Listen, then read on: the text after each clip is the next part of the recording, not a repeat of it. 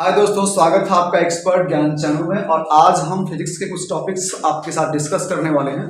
और और ये फिजिक्स टॉपिक्स डिस्कस होते रहेंगे। कारण ये है कि मेरे दोस्तों वीडियो बहुत कम पड़ रहा है, टाइम नहीं मिल पा रहा है, इसलिए मैं वीडियो डाल नहीं पा रहा हूँ। लेकिन आपका इतना अच्छा प्यार दुलार बना है कि मैं किसी भी चीज़ को डालता हूँ तो आप लोग उसको देखते हैं। बहुत अच्छी बात है, कोई वीडियो पड़े।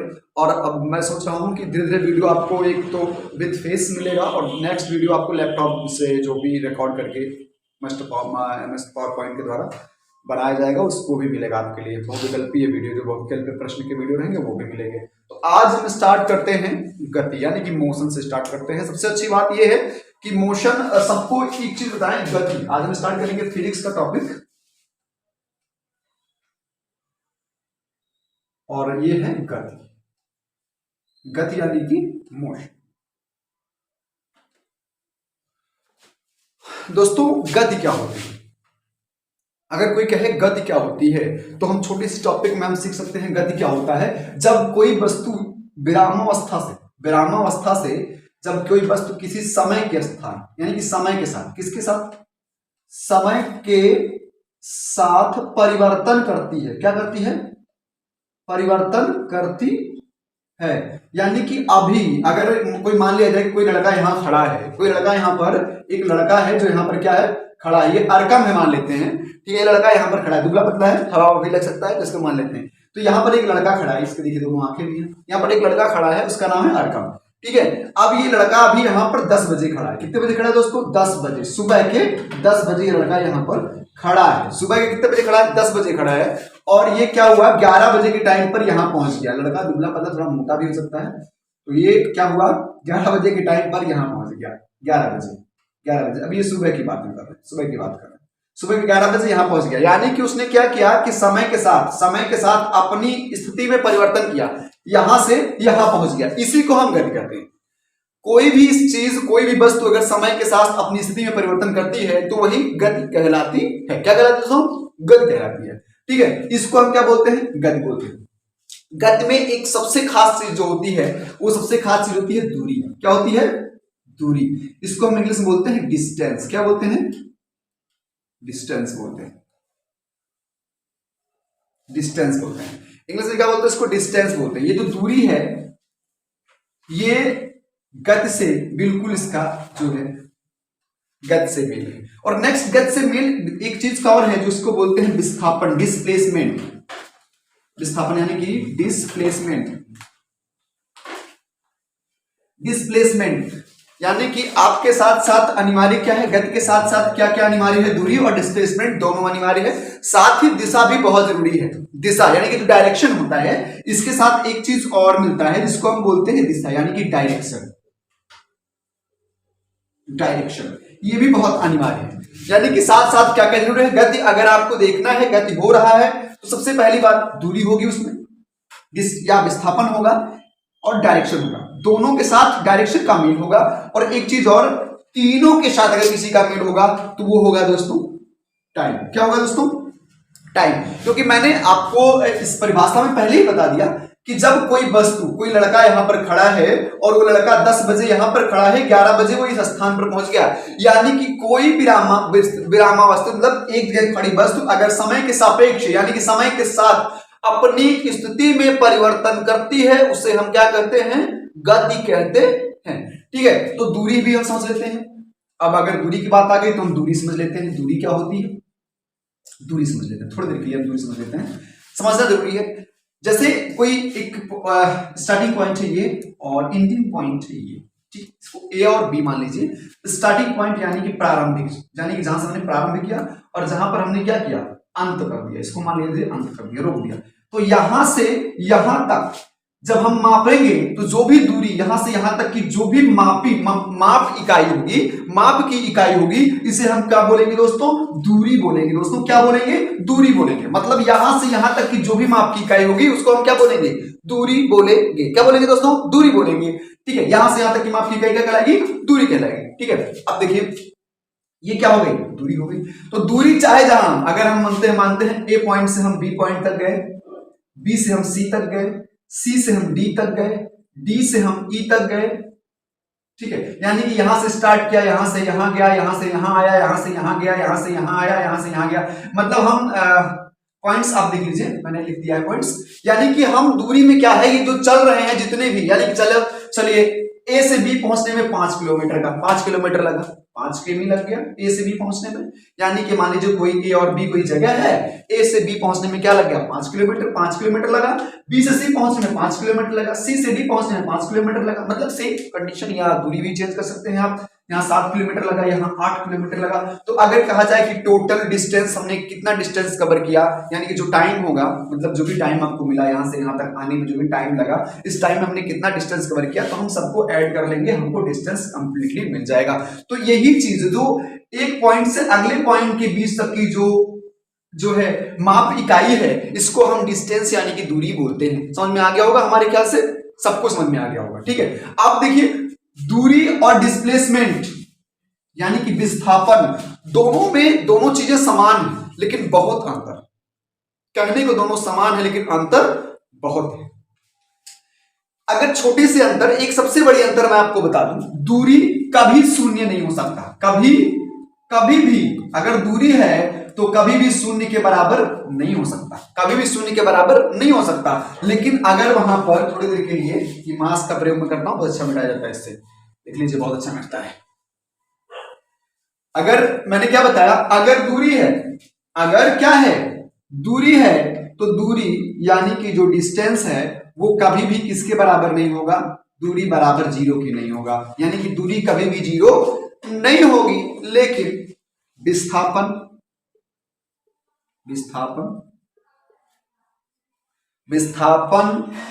बराबर जीरो हो सकता है। आप कहेंगे सर कैसे, आपने कहा सेम है। तो हाँ, अगर हम किसी सीधी इकाई पर यानी कि ए से बी तक हम जा रहे हैं, किसी सीधे रास्ते पर हम जा रहे हैं, यहां भी हम ए से बी तक जा रहे हैं, सेम वही रास्ता, इसकी दूरी 5 किलोमीटर है तो इसकी भी विस्थापन 5 किलोमीटर होगा, यानी कि प्राथमिक बिंदु से अंतिम बिंदु की बीच की दूरी। ठीक, लेकिन अगर हम बी से सी पहुंच गए दोस्तों, बी से सी पहुंच गए, तो यहां भी हम सी सेम ले लेते हैं, ये भी 5 किलोमीटर चला, ये भी 5 किलोमीटर है। तो क्या आप कहेंगे कि answer distance is equal to कितना, आप कहेंगे 10 कहेंगे। लेकिन अगर आपने विस्थापन बराबर आपने 10 कह दिया तो this answer is wrong. Answer क्या हो जाएगा, रॉन्ग हो जाएगा। अब कहेंगे सर रॉन्ग क्या हो, तो मैंने क्या कहा, प्राथमिक बिंदु से अंतिम बिंदु की दूरी ज्ञात करनी है, प्राथमिक बिंदु से अंतिम बिंदु की दूरी ज्ञात करनी है, इसे हम डिस्प्लेसमेंट कहते हैं, इसको विस्थापन कहते हैं। समझ में आया। तो अब यहां से यहां तक की जो दूरी होगी इसको हम क्या कहेंगे, विस्थापन कहेंगे। तो क्या ये 10 होगा 10 नहीं होगा, 10 नहीं होगा, होगा क्या 10 नहीं होगा, ये 10 नहीं होगा, ये कुछ और हो सकता है, इसको भी हम निकाल सकते हैं। अगर हम सीधे जा रहे हैं 90 डिग्री कोण बन रहा है तो इसको मान लीजिए कर्ण हो गया, ये मान लीजिए लंब हो गया, इसको आधार कुछ भी मान लीजिए, इसको भी हम निकाल सकते हैं, बड़े आराम से मुझे प्राप्त हो जाएगा। ठीक है, तो मतलब कहने का मतलब आपके समझ में दूरी भी आ गया होगा।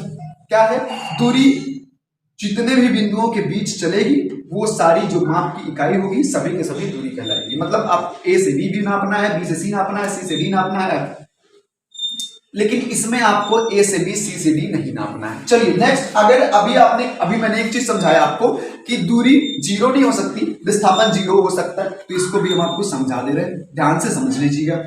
चलिए दूरी मैंने क्या कहा, जीरो नहीं हो सकती। चलिए आप किसी जगह पर, एक आपका खेत है ना, ध्यान से पढ़िए, ये खेत है आपका, ये खेत है, ठीक है। चलिए इसमें थोड़ा सा पॉइंट मान लेते हैं, अच्छा रहेगा, ए बी सी डी, ये खेत के मेड़ों का नाम है, जो खेत के मेड़ के किनारे हैं, कोने हैं, इनके कोनों का नाम है। पहले हम लोग कोन गोड़ते थे, बड़ा मजा आता था और बड़ा मेहनत लगता था। अब तो जब से रोटावेटर आ गया तो सब कोन गोड़ने की प्रथा ही खत्म हो गई। ऐसा हम भी चाहते हैं ना कि पढ़ना ना पड़े, नौकरी मिल जाए खुद बैठे बैठे। नौकरी नहीं मिलेगी खुद बैठे बैठे, पढ़ना तो पड़ेगा। ये यहाँ कोन गोड़ने वाला, यहाँ कोई रोटावेटर नहीं आने वाला आपके लिए, यहाँ कोई रोटावेटर नहीं आने वाला आपके लिए। नौकरी तो आपको लेनी है, मेहनत करनी है, मेहनत नहीं करोगे रुपया जमा करो भरो, नौकरी तो मिलेगी, कुछ ना कुछ तो करना पड़ेगा। चलिए अच्छा, तो यहाँ पर क्या है, ये ए है, बी है, सी है और डी है, ठीक है। ये कोनों के नाम दे दिया, तो ए से बी तक चला गया हम 5, चलो ए से बी तक हम चल गए 100 मीटर। कितने मीटर चले दोस्तों, 100 मीटर। बी से सी तक चले 50 मीटर, सी से डी तक चले 70 मीटर, क्योंकि कभी मेड़ सीधा नहीं होता, छोटा बड़ा हो सकता है। यहां से यहां तक चले 50 मीटर।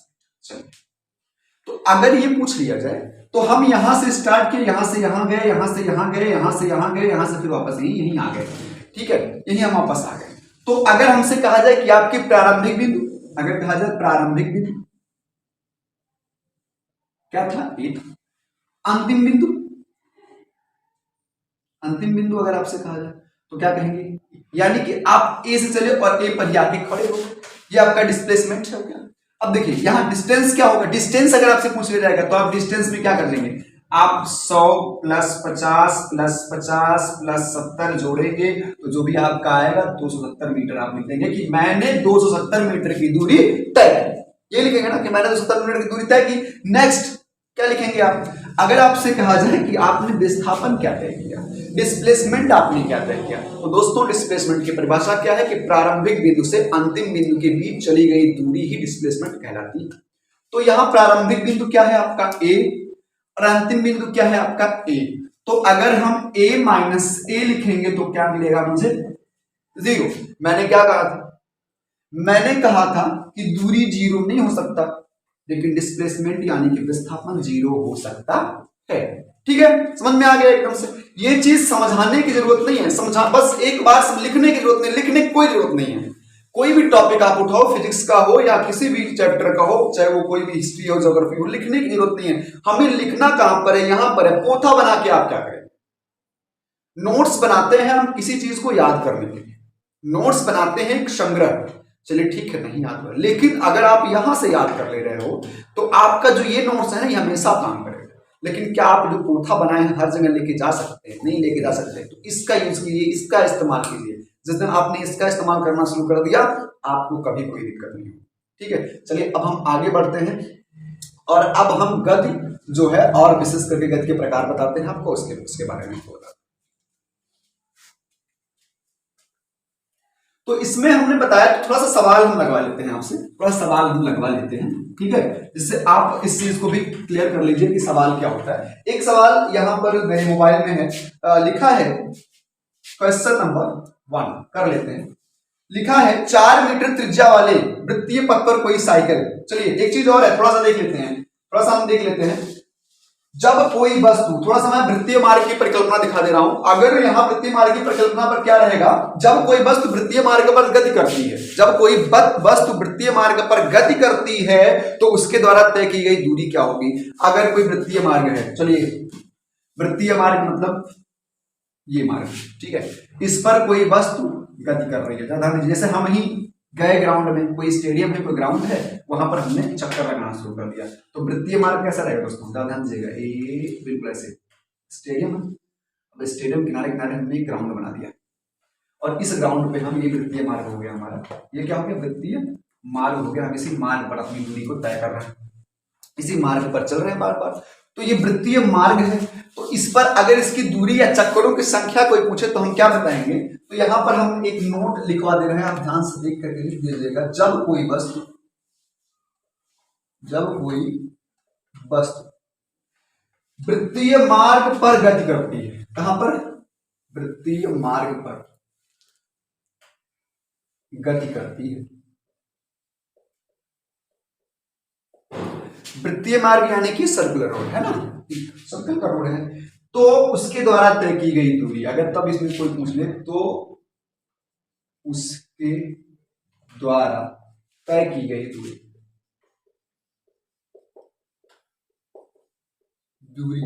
क्या यहां पर लिख दें, इसका फार्मूला है, यानी कि टोटल डी बराबर हो जाएगा 2 pi r n, 2 pi r N.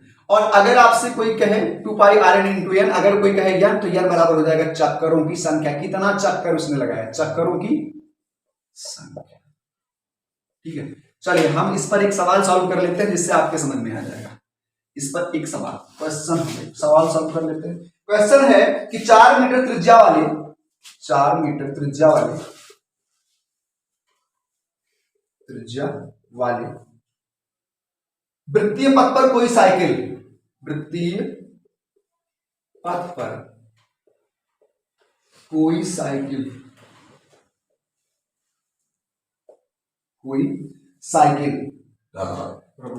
Cycle 20 चक्कर लगाता है, कितने चक्कर लगाता है? 20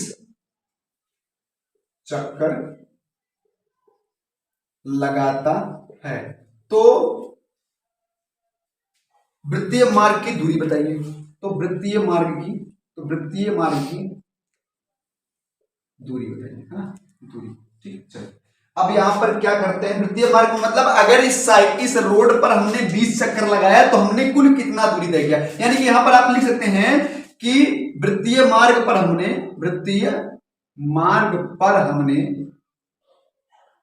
कितना दूरी तय किया, कितना दूरी तय किया। चलिए सवाल अब सही हुआ, ये चीज है ना, अब सही हुआ। ये क्या करते हैं, अब इस पर हम गोल गोल गोल गोल घूमते चले गए तो हमने कितना दूरी तय किया, हमें कंफर्म हो जाएगा। तो एक आपको फार्मूला लिखवाएगा, तो फार्मूला से पहले हम इसको यहां हल कर लेते हैं। तो सबसे पहले हमको क्या निकालना है, त्रिज्या।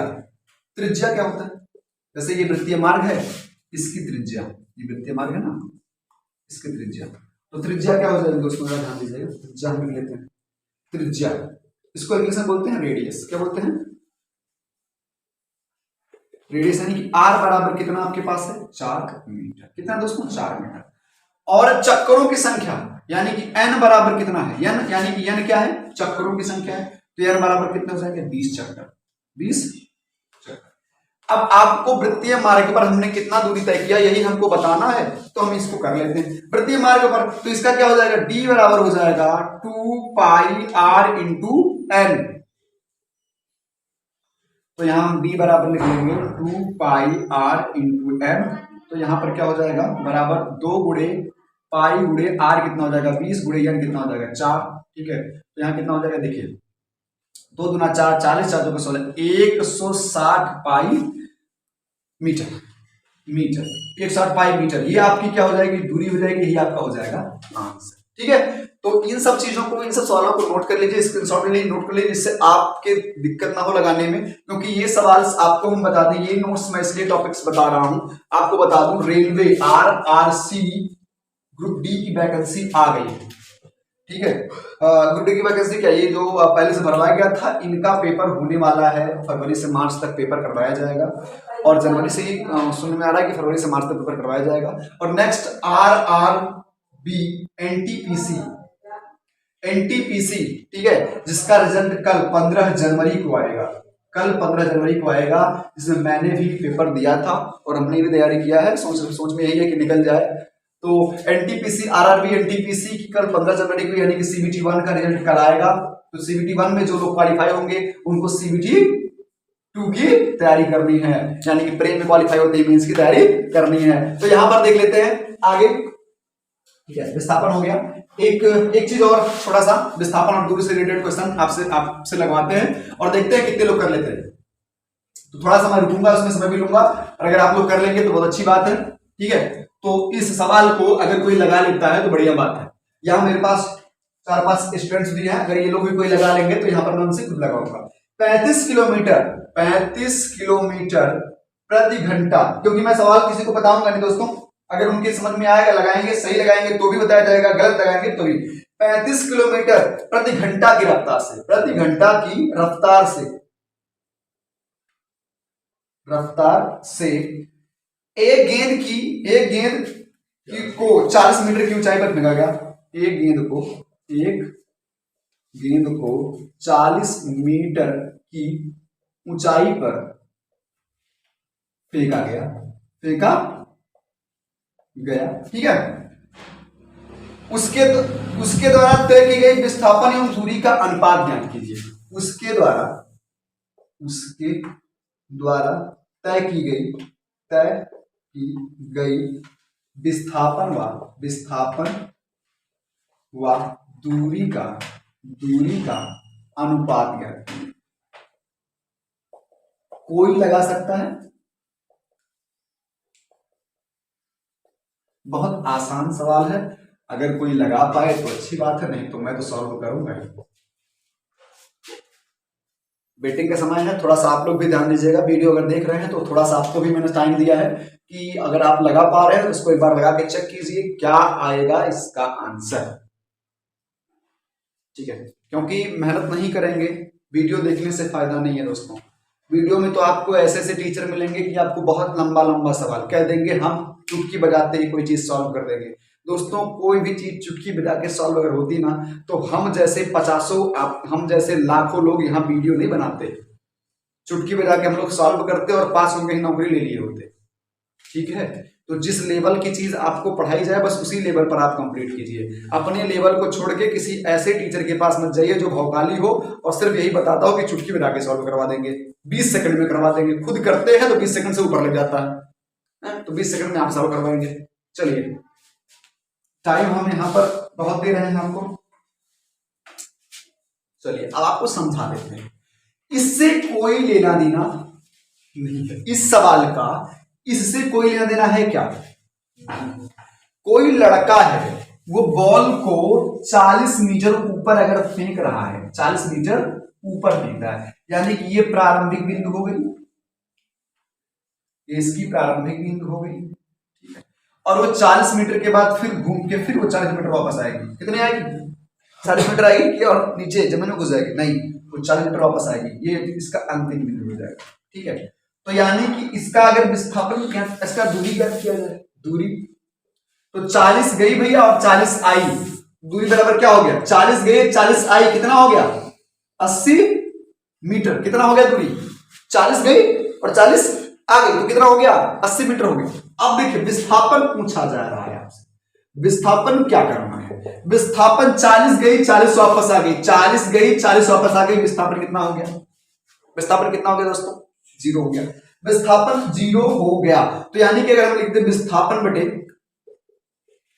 बटे दूरी, ये अनुपात निकालना है इसका, तो क्या हो जाएगा? 0/80। अनुपात क्या हो जाएगा दोस्तों? इसका अनुपात हो जाएगा 0। अनुपात क्या हो जाएगा? 0 हो जाएगा, यानी कि वो जितना फेंका गया उतना ही वापस आ गया, या जितना फेंका गया उतना वापस आ गया। हम इसको दूरी में ज्ञात कर लेते हैं, लेकिन प्रारंभिक बिंदु से फिर अंतिम बिंदु सेम बिंदु रहेगी ना, उसी के हाथ में तो है, उसने कैच फेंका और फिर उसने कैच ले लिया तो फिर उसी के हाथ में ही आया ना, हाथ से छूटा और हाथ के उसी में आया, तो वो फिर विस्थापन हो जाएगा 0। और विस्थापन 0 हो गया तो क्या नाम है? दूरी तो आपने जितना फेंका था जितना जाएगा उतना वापस आएगा, वो तो कर लिया जाएगा। चलिए आगे बढ़ते हैं।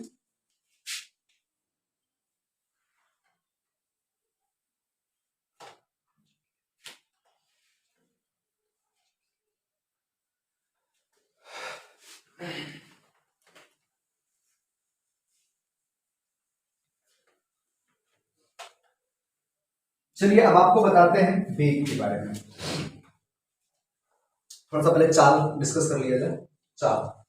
चाल यानी कि स्पीड, चाल यानी कि स्पीड, यानी कि चाल क्या है?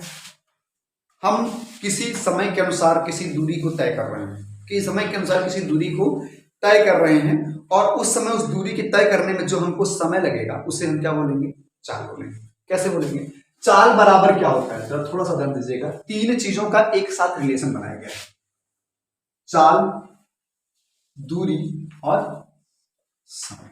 देखिए इन तीनों का रिलेशन आपस में एक से रिलेशन दूसरे का है। ठीक है, क्योंकि ये तीनों अलग अलग नहीं हो सकते। अगर ये नहीं है तो ये दोनों रहेंगे, ठीक है, ये नहीं है तो ये दोनों रहेंगे, ये नहीं है तो ये दोनों रहेंगे, मतलब बिछड़ेंगे नहीं, दो तो रहेंगे एक साथ। चाल ज्ञात करना है तो चाल बराबर होता है, क्या होता है भाई?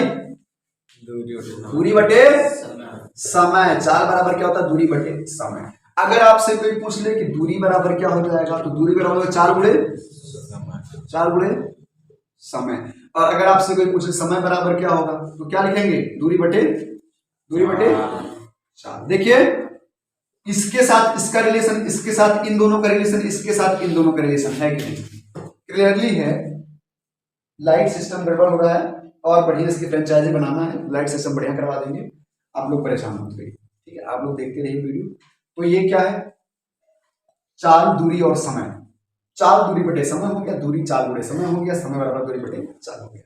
ठीक है, तो यहां पर आप देखिए इसका रिलेशन इन दोनों के साथ है, क्योंकि ये दोनों रहेंगे तभी आपको चाल मिलेगा। दूरी तब मिलेगा जब चाल और समय रहेगा, समय कब मिलेगा? दूरी और चाल रहेगा। ठीक है, तो अब हम क्या कर लेते हैं, अब हम ये तो आपके समझ में आ गया चाल क्या है। चाल अगर दूरी बटे समय, यानी कोई दूरी 60 किलोमीटर है और 4 घंटे में तय करना है तो काट देंगे तो कितना हो जाएगा? 15 किलोमीटर पर आवर। ये क्या हो जाएगा? चाल हो जाएगा। ठीक है, इसी हिसाब से उसको ज्ञात कर लेंगे। ठीक है, तो ये हो जाएगा चाल, दूरी और समय। और दूरी क्या हो जाएगा, दूरी देख लेते हैं। अगर मानते हैं हम 15 किलोमीटर पर आवर की स्पीड से चलते हैं और समय कितना लगता है 4 घंटा, तो दूरी कितना हो जाएगा 60 किलोमीटर। हो जाएगा कि नहीं हो जाएगा, हो जाएगा ना। अगर समय है तो मान लीजिए, यही चीज घुमा के मैं बता दे रहा हूं, समय यानी कि किसी दूरी, किसी 60 किलोमीटर दूरी को हम 15 किलोमीटर प्रति घंटा के अनुसार चल रहे हैं, तो 15 चौक का 60, 4 घंटा लगेगा। ठीक है, तो दोस्तों कैसा लगा ये वीडियो, ये आप जरूर बताइएगा और कमेंट जरूर कीजिएगा, और साथ साथ लाइक और सब्सक्राइबर, आपका सब्सक्राइब बनता है, आपका प्यार बरसेगा, यहां से भंडार बरसेगा। ठीक है, तो इसके साथ ही हम लेते हैं विदा आपसे और मिलते हैं अगले वीडियो में वेग, वेलोसिटी और गति के नियम के साथ। ठीक है, तब तक के लिए धन्यवाद। आपका दिन, आपके दिन और रात में सब कुछ अच्छी हो।